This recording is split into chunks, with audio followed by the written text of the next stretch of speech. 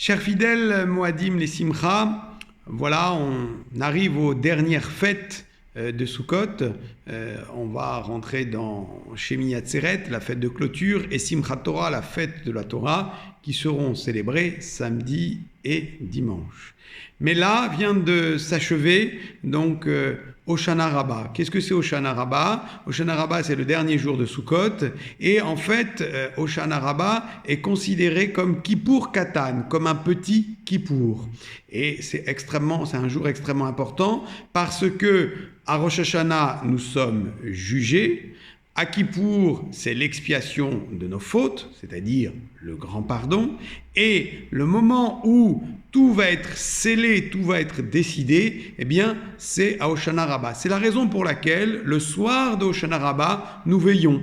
Et d'ailleurs, cette veillée se fait généralement dans la soukha quand les conditions climatiques le permettent. Eh bien, pourquoi on va veiller? Tout simplement parce que quand on attend son jugement, eh bien, on n'a pas forcément envie d'aller dormir. Et comme on a envie d'être dans la teshuva jusqu'au dernier moment, dans le repentir, dans la repentance, eh bien, on va étudier la Torah toute la nuit.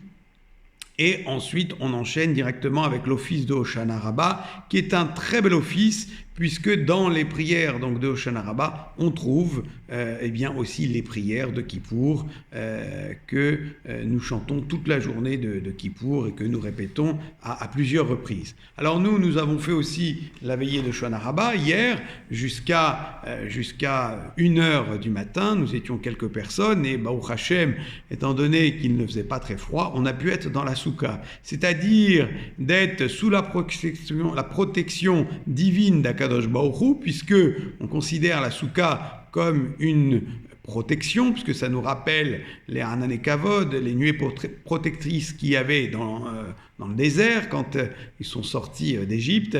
Et puis, en plus, on a parlé de Torah pour essayer d'inverser les décrets, puisqu'on dit que c'est par l'étude de la Torah qu'on peut arriver à inverser les décrets.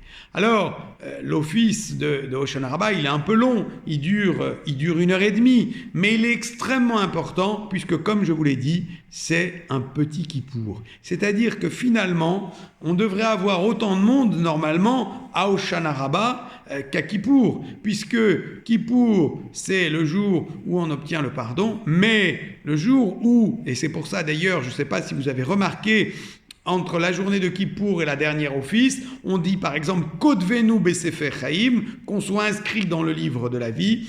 Et au moment de la Neila, à la dernière prière de Kippour, on change et on dit Chotmenu besefer chaim.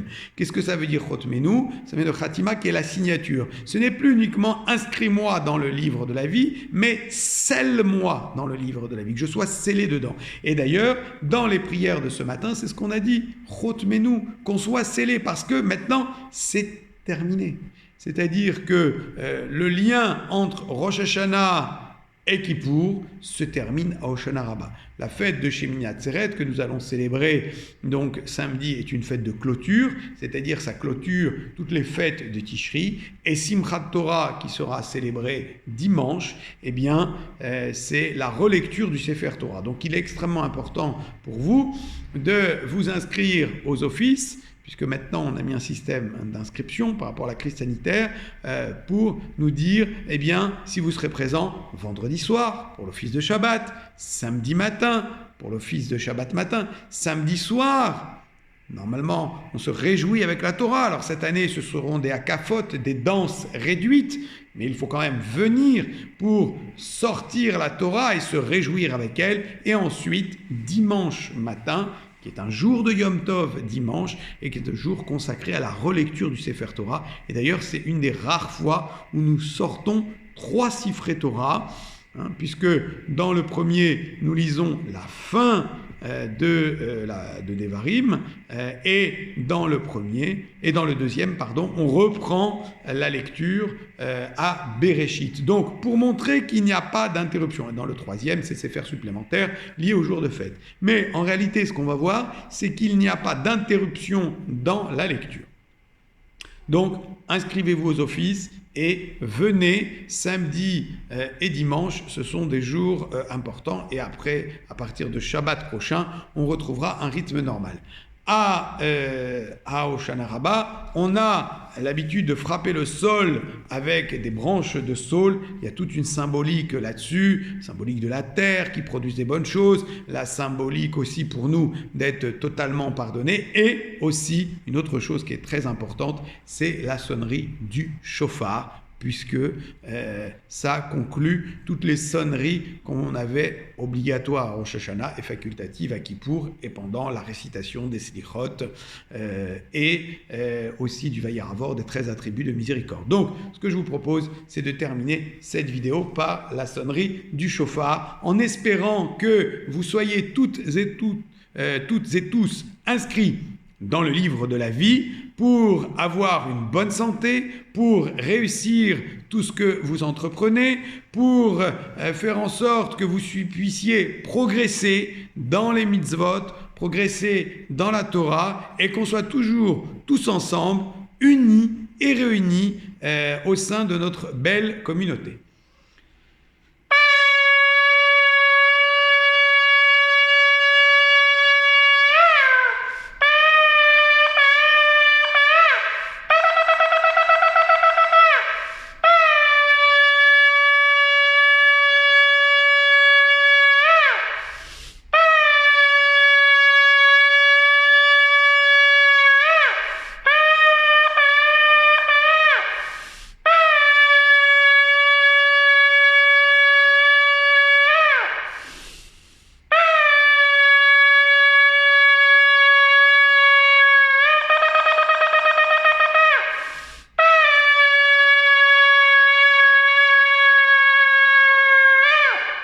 Qu'Akadosh Baruch Hu exauce toutes nos prières. Tis Kul Shanim Rabot Nirimot Vetovot, Shabbat Shalom et Chag Sameach.